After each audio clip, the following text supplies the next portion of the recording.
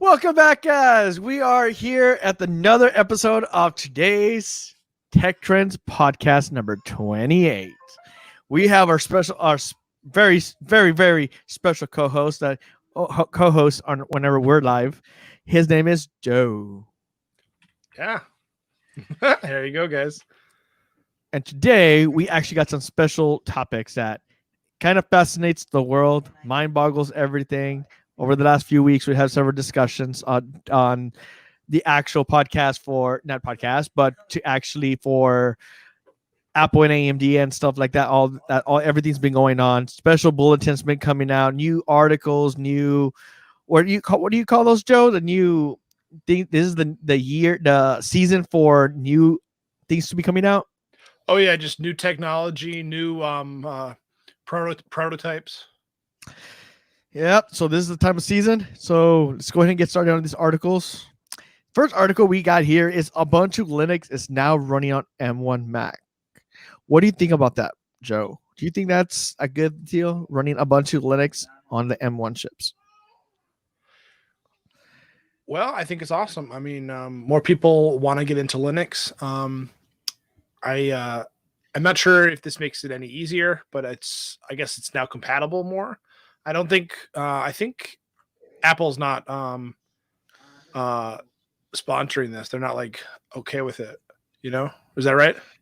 Yeah, that's what it sounds like. So this is like them trying to go around this. Yep. I think Apple had a lawsuit. Trying to over the iOS security testing tool. So my brother is way more into Linux than I am. How about you? Do you do some Linux? I have used Linux on my Windows PC. I do dual boot into Linux as well, but at this point in time, I haven't done dual boot in a few years. I do have it installed as a virtual machine. Mm-hmm. Yeah. Let's see. I've been, I think what it is they say like there's less clutter on it, right? There's like less resources used for shiny graphics if you don't want it, right? But I don't. Apart from that, I don't know. I just haven't got into it, Yeah. I know there's like there are some just tutorials out there, and there's some ways to make it easier on yourself. Yeah, definitely. But yeah, I just wonder what more, how much more capacity or performance are you going to get running Linux on a M1 chip? Yeah, because Linux and Mac and Unix and Ubuntu are all almost the same type of core operating system. I just wonder how much more of a faster performance you will get. Yeah, definitely. Yeah, and I apologize. I don't know much about. I just don't know enough about M1 Macs and Linux. But it's always cool to see people do workarounds and get Linux running on more systems than ever before, because Linux is, in a way, helping everybody else, lower the price of Microsoft and Mac iOS, and it's open source and it's free, and you can't beat that. Yeah, definitely. And if a lot of people put a lot of effort into making Linux amazing, I don't see why it shouldn't be like allowed in more things. I understand, we have some other articles talking about that too, about correct. We talked about with Apple and Epic Games, like closed Correct. circuits markets, and yeah, Linux is pretty cool because they're not trying to get any money. They probably take donations, but they're not really like based on profit. Correct. And that's the best thing. So you can't really beat them unless you really like close off everything, and there's almost always a workaround. Definitely, there's always is a workaround on things. Just how much work you're gonna put into it. Correct. And if other people are gonna like really help you. Yep, definitely. I just wonder how Apple's gonna handle this situation further. Yeah, because they usually, they pride themselves on having their closed circuit and their security on their Macs. Yep, so, it's so secure. And I think they're thinking that like Linux is less secure. Yeah, that's what they're saying, but I really think I don't know either way. I don't think that it is. I think it's just it's the same thing. Even Unix is almost all the same. It's just that Mac has a graphical interface, and Ubuntu does too. Okay. Okay, so there's no questions, guys. If you do have any questions, feel free to comment at the end. We'll answer any of your questions at the end of each section. So we're moving on to the next topic, which is what's an uncertified Android device? When you hear, Joe, uncertified Android device, what do you think of that? As what is that? What, in your opinion, without having read the articles, just by looking at that, what do you think of this? I think maybe someone who didn't, they produced an Android and they didn't get Google's blessing, and they just put it out in the market. And then also I think of like the other ways. I think of like jailbreaked, Correct.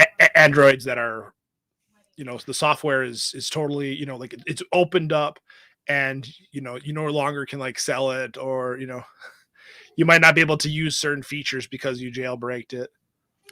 Yeah, that's pretty much almost the same thing I'm about to say. Is like when I see uncertified, I'm seeing like that Google, Android, or Samsung didn't approve of the device.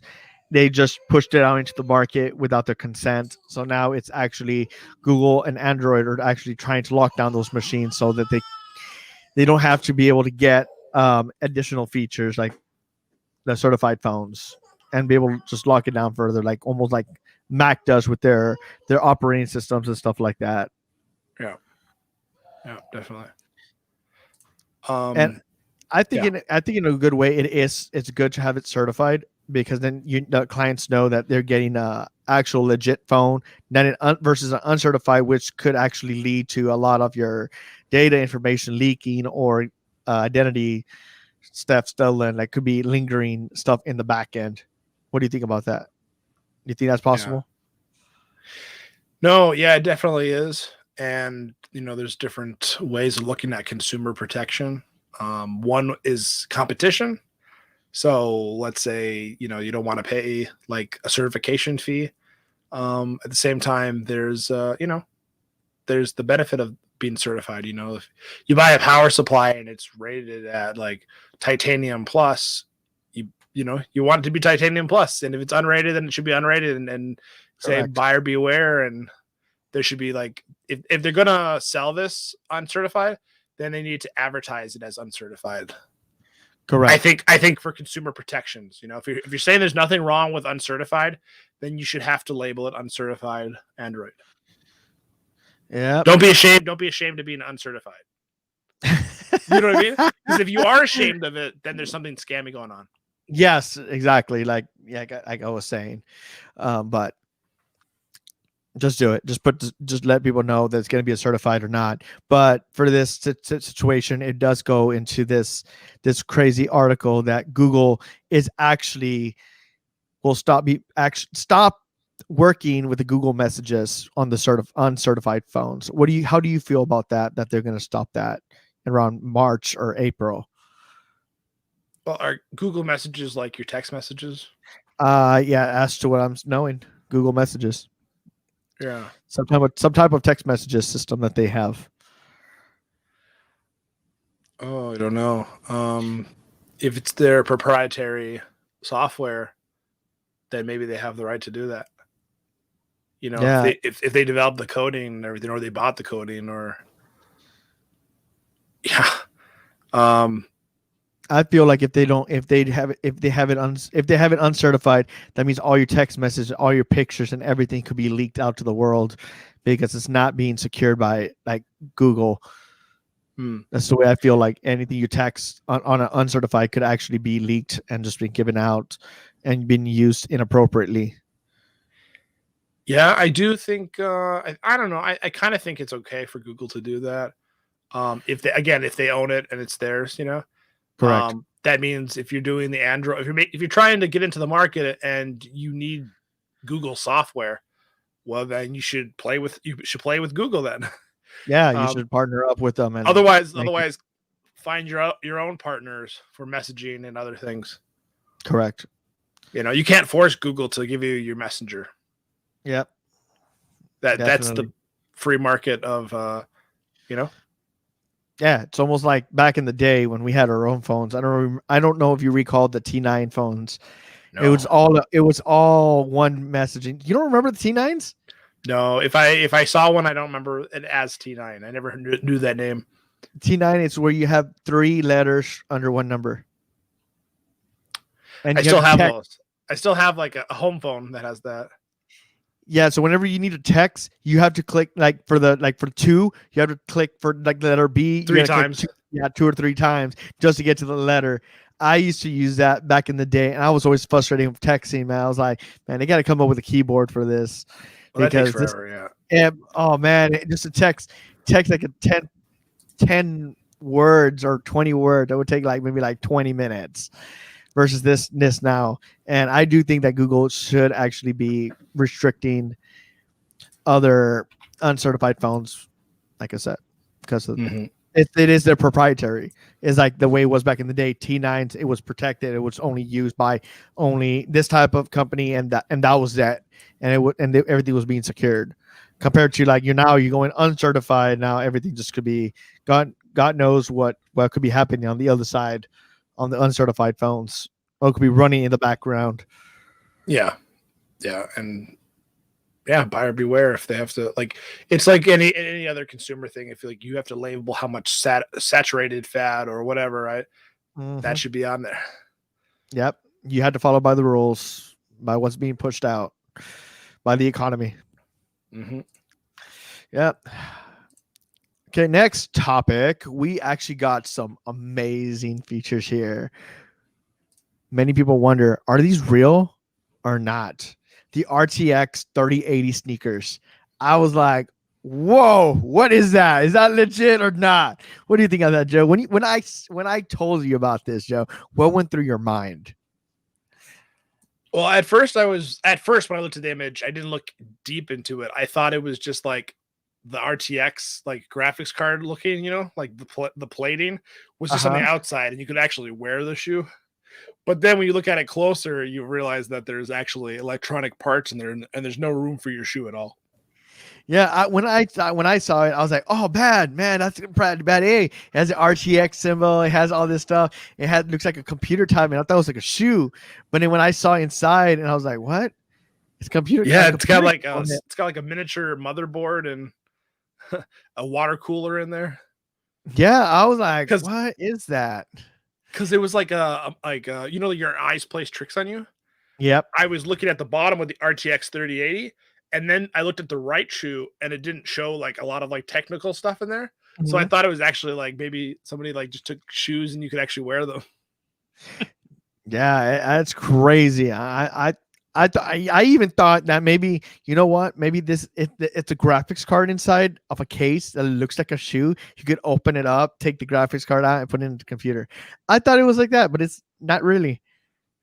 Well, and I don't know. I mean, I haven't gone to to see whether he might actually be able to, if he has an HDMI cable or something, he might actually be able to connect to something else. But I'm not sure if it's just for show, because it does have a working fan, and it does look like it has RGB.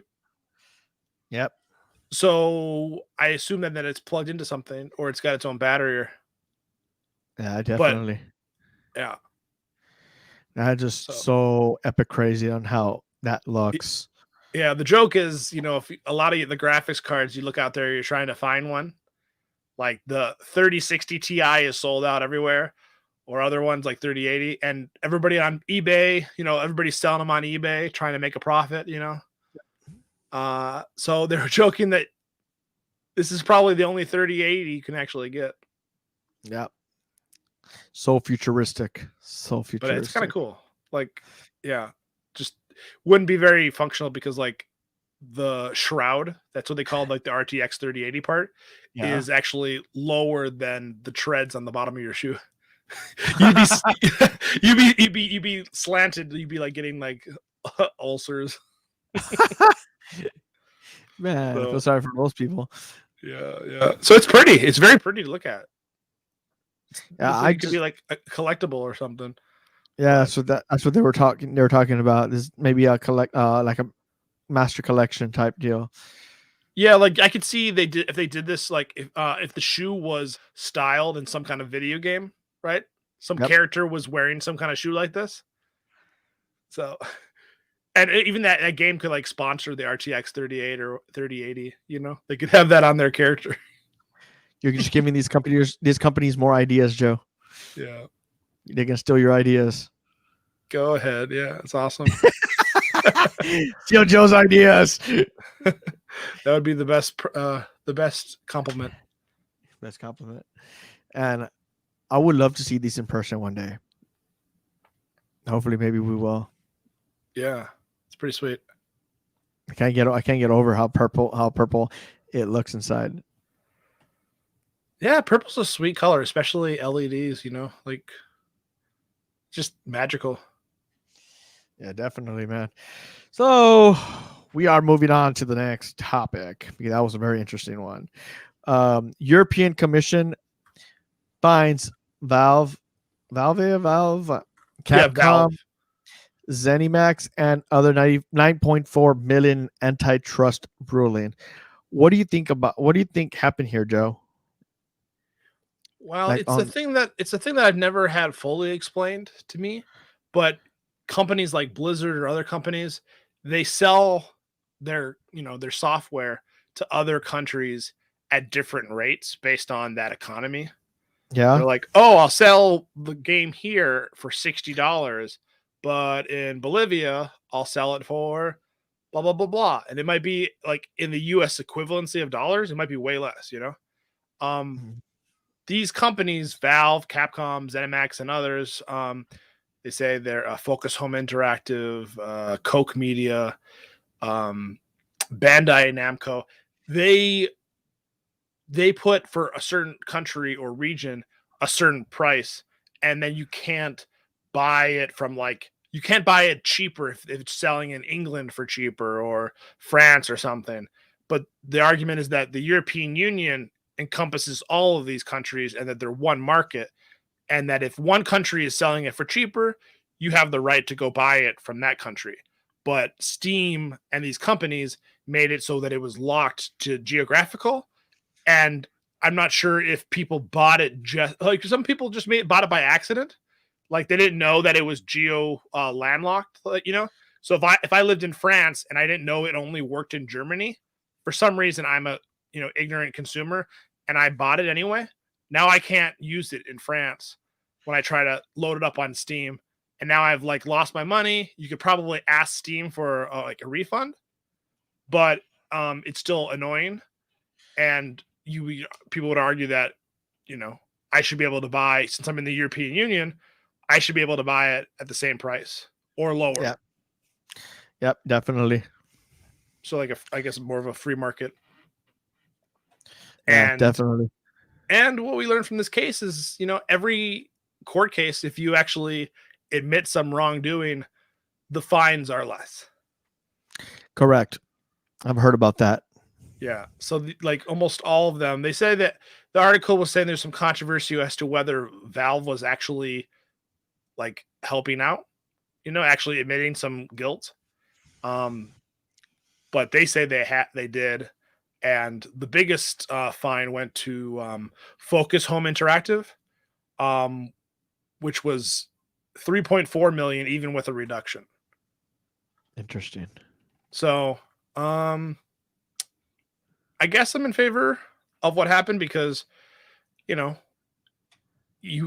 I don't know, you'd hope that the United States, that one price fed everybody, like, oh, if they're selling it cheaper in Texas, I should be able to buy it in Minnesota. I don't know. What do people think about it? What do you think about this, Renee? Ah, man, it's just a crazy world. What's going on? Because I don't know. Like, basically, it's kind of like discrimination, maybe. That's what I was gonna say. It's like it Say does like, sound like okay, I want to charge Texans more for my game because they can pay more. correct. Like That's it's what they're basically saying. like saying you're richer, so I'm gonna charge you more. Or it could be other ways. I mean, it's usually about that. I mean, that'd be the smartest thing, right? Because businesses are about economics, right? Correct. That's what they see it. It's all But about the money. yeah, yeah, and that'd be the ways to be like, oh, Bolivia, I could sell more than Estonia or Hungary or something. Or Yeah, definitely. but yeah, so if you bought one of those games, just go try to get your refund on Valve. Valve does a really good job with refunds. So you know a lot about Valve, don't you? Yeah, I use Steam all the time. Yeah. Oh, so Valve is with Steam. Yes, Valve with Steam and VR and stuff like that, and Half-Life and yeah, Huh. Steam is really good. Like basically all my games are downloaded into Steam. Yeah. Except for like some games like League of Legends or something. See, like for me, it's like way beyond that. I don't know anything about Valve. I didn't even know that it was part of Steam. Yeah. Steam's really cool because it's a lot like Discord. It's you can have a lot of friends on there, and you have like there's stores and communities, and it's pretty nice because then you can have all your games listed in one area, and it's just really cool. It's a cool interface. That's pretty dope, man. It's pretty cool. And they have huge sales, so they're like a really discounted place. Very, very interesting. Yeah, they have a once a year Steam sale that's huge.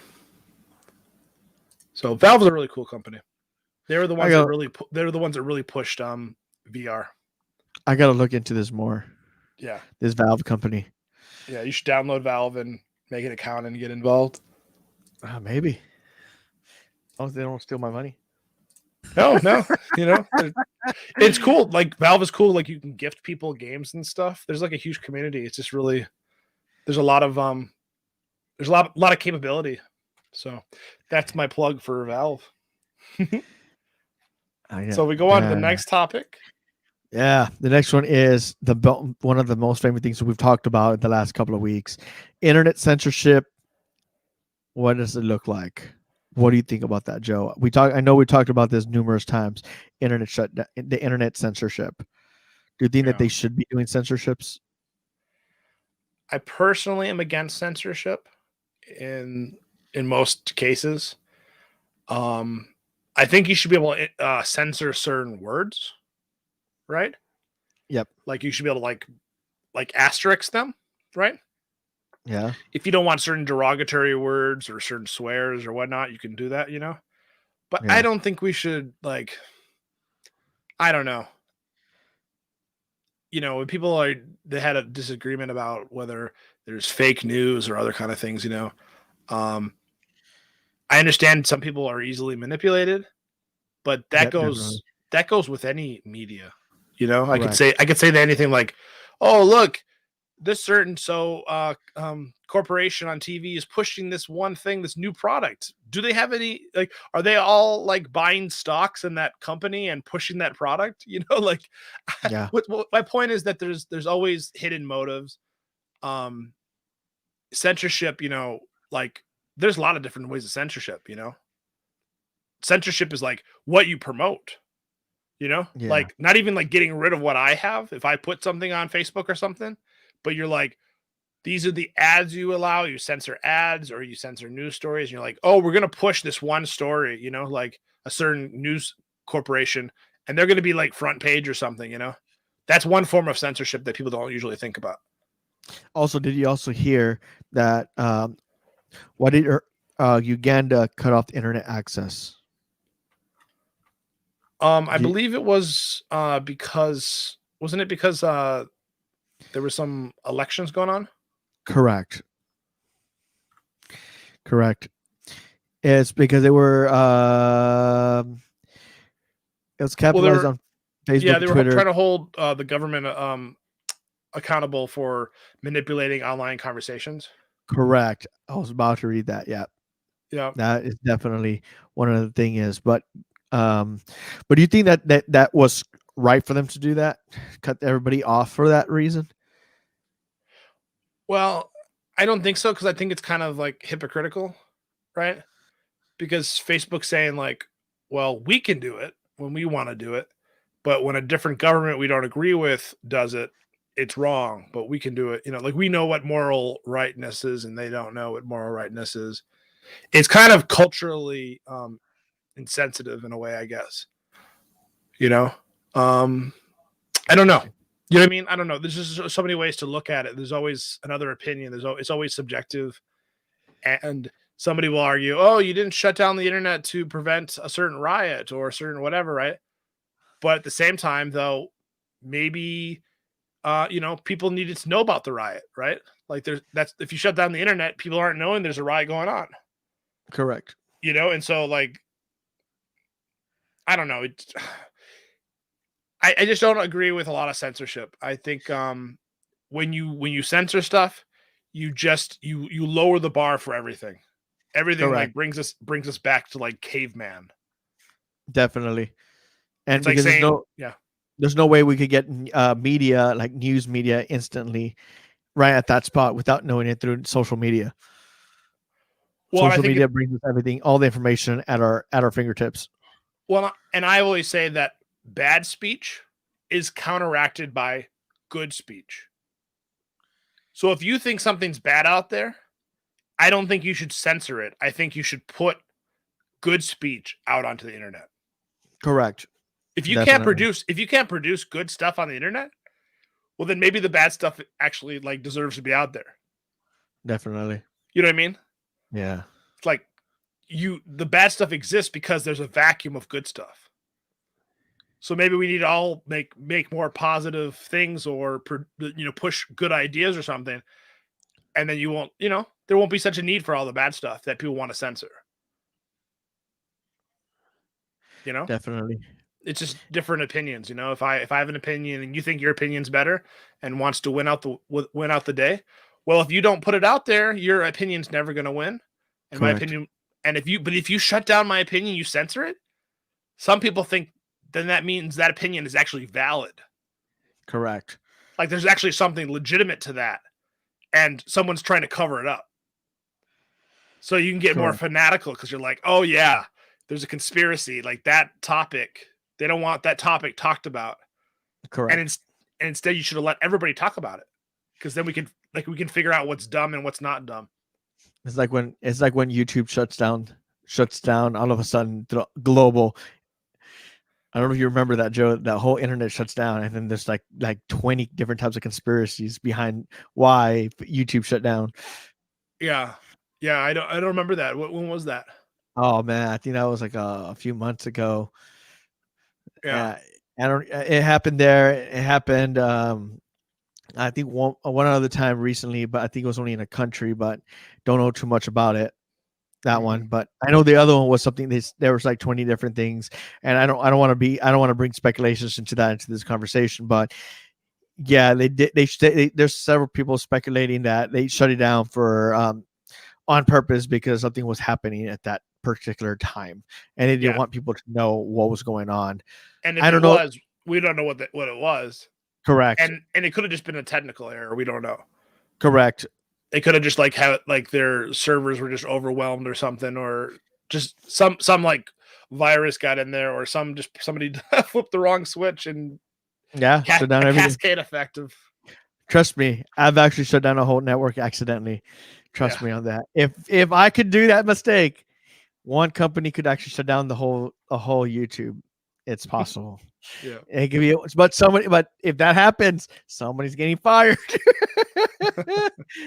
Oh man, I wouldn't want that. I don't want that position. Well, yeah, because that's a decent amount of lost income. Yeah, that's like maybe like 30. Guess how much? Like if that was down for a long time, that's like a lot of ad space that's not being out there. Correct, and especially this company, and imagine how much money the internet lost in that time frame when they actually shut it down. Yeah. Because it's all ads are performing on there. You got your you use networks. You got so newspaper articles online, the subscription, everything, it's all on the web. So just that time from getting shut down, they lose that much money. Yeah. And they're going to lose it. Yeah. If I go back into the social aspect of one more second, Go for it. When people think like different platforms like Twitter or Facebook or something, they shut down, certain groups because they think they're too inflammatory. Yep. Well, then those groups usually go find somewhere else to talk about it. And then they become more radical because they don't have anybody. They're not in you're isolating them. Yep. They're not in they're not in the internet, social sphere where Correct. people can actually comment on what they say and say you're wrong. Correct. So you're like, then they feed on each other and they're like, oh yeah, I'm right. Yeah, you're right. Yeah, I'm right. Yeah, you're right. And they don't get any counterpoints. Correct. So Definitely. If you want civility, you actually have to let arguments happen on the internet. Correct. And then yes, the internet has been restored. Thank God. No more money lost. And then was this an isolated issue? No. The government here regularly restricts the internet. It has become an adept in shutting down or manipulating the internet to control people and their information. Yeah. And that's kind of BS. There's no more there in that area. They don't have no freedom of speech, I'm assuming. Yeah. That's what it sounds like. Yeah. And so, we're concerned about, just the internet being down in general is just, it's bad for so many reasons. People need to get a hold of people for jobs, for commerce, it depends, there's just so many things that, it's just not, it doesn't make sense to just put an eraser on everything and then say, okay, we've solved the problem. Yeah, definitely. Dude, definitely. And also too, do you think that there's any type of impact in business and their work? Meaning, what do you think there's any type of impact, like anything like companies losing, people getting fired because they didn't get to finish their jobs, or anything else in your opinion, like any type of impact? That is an argument about cascade effect, that if these countries shut down their internet, then it could negatively affect their country overall. And then that would make even more reason to shut down in the future, because now your country is hurting for money more than it was before. And now you have more political discourse because, you have more radical ideas, because you like the poorer you get, the more desperate you get, like, you know what I mean? It's going to be like, you want the country to be richer. And when people are richer, they're more satisfied. They're not going to be radical as much. And so shutting down the internet just makes your country, it's like shooting yourself in the foot. It just pretty makes much your country. So what you're just pretty much saying is that this company was trying to sell $1 million product to an American company or a Chinese company, and then the internet cuts off, and then they don't get to finish the transaction. So the other company will probably go to a different company. Yeah, timelines, it depends on how fast you need that product. And even it's not $1 million product, if it's, $100 or whatever, like many transactions, like drops in the bucket and just adds up to a waterfall. And I feel bad for these companies that were probably in the middle of a transition or a sale, and then this gets cut off. Millions of dollars spent, or maybe thousands. Yeah, like they think they have a really good idea and they want to go find somebody else. Or maybe even the internet's down for a few days. Even maybe a brand new invention or brand new software that's about to be released to the public, it gets ruined. Mm-hmm. Interesting. So very, very interesting. I think it's definitely a bad idea to shut down the internet for many, many reasons. That is very, very interesting. Yeah. I'm gonna bring in an extra special topic, Joe. Sure. For this weekend. I don't know if you heard about the NASA Moxie. No, what's that? That will be creating oxygen on Mars.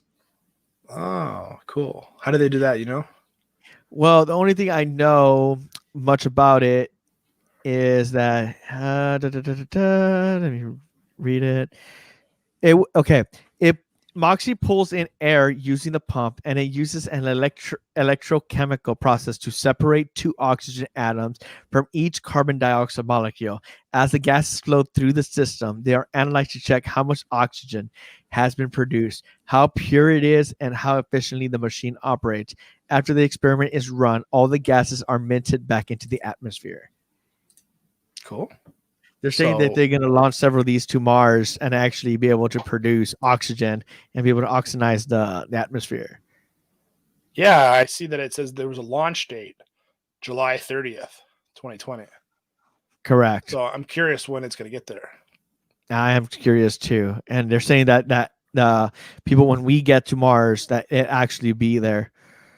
It actually be there, already set and already producing oxygen. So it makes it like trees. Did they say how many they sent there, or have not said anything about that. It's called just NASA Moxie device that creates oxygen on Mars. I think this is a topic to look up into more. Well, they probably cover it next week. I got to make sure I keep this topic because I'm very fascinated by this. This is pretty nuts. Yeah, because it's like a tree, a portable tree.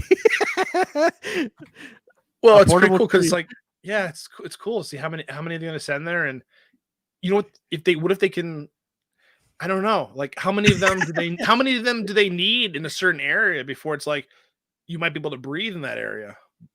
Yeah, you know, I'm not sure if like Mars has like giant wind gusts or something that like take all your oxygen away.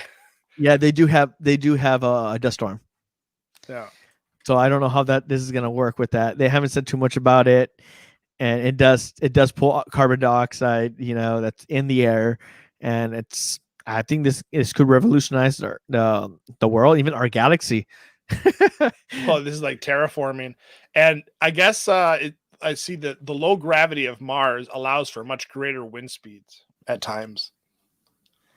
So they got to put a lot of these, or what they're going to do is I don't know. I guess they're shipping these in, you know, maybe it's going to be used for some kind of like bunker or something. Correct. I think they're so they're not going to use open. Yeah. Yeah, I think they were going to use like a terraform, like a shelter, some kind of shelter, and then produce oxygen so we could live there for a while, and then actually be able to terraform Mars. Yeah, they're shipping a whole bunch of stuff ahead of time, and then it's like when you move from one house to another house, you got to ship all the stuff there, and then you arrive after like most of the stuff's been there by like all the U-Haul people and stuff. Correct. And then you start organizing everything. Because it's going to take, I don't know how long the trip is. It's like, isn't it a couple of years? I think it was 16 months to get to Mars. Okay. So almost 2 years. Yeah, because what they use is because two Earth years is a year on Mars. Oh, I guess they're trying to actually get the Mars journey to below 6 months. Yeah, so I don't know. So it's been shortened.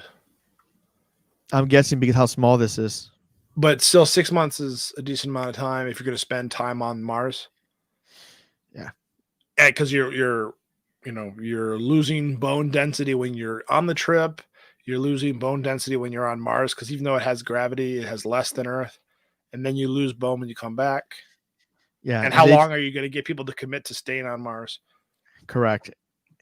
So we could look more. You could look more into this during the week. Yeah, that's cool topic. Yeah, people want to know more about this. This was one of my topics from like a couple of weeks ago. Yeah, it's just pretty sweet what they're doing with Mars. Yeah, definitely. I personally think that like Mars and a few other planets in our solar system are basically the limits that we'll be able to do. Like maybe one or two outside of our solar system. But I don't know.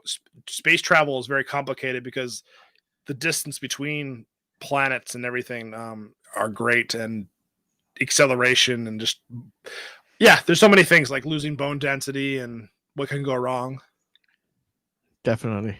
So we could have some cool successes on some planets, but definitely. I just don't think we're going to be like Star Trek. You never know. It might be in our lifetime. Somebody prove us wrong and invent everything in Star Trek. And then if you'd like to personally be on here, talk about it more, we'll be glad to have you on here. Talk more about that. Yeah, come on YouTube, and we're streaming from YouTube. Yep, definitely. Well, this is definitely going to end the podcast, guys. Hopefully y'all did enjoy it. I know I did. I'm pretty sure. Joe, what do you think? Did you enjoy it? Yeah, I enjoyed it.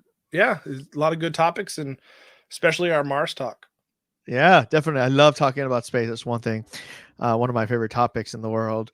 But yeah, if you did like it, make sure you smash that thumbs up, and don't forget to subscribe to this channel, and we'll go ahead and keep making this type of content. Follow us on wherever you get your podcasts and wherever you watch your videos. Yeah, we're also on multiple platforms. We'll be posting our links down below to show you where we're on Anchor and Spotify, Google, Apple. We'll show you all that down below. Make sure if you didn't hear us here, you could hear us there. If you're on the road or whatever. Hey, we're on Facebook. Yep, definitely. And anything else you want to throw in, Joe? No, just have a great week. Stay safe out there. So, peace.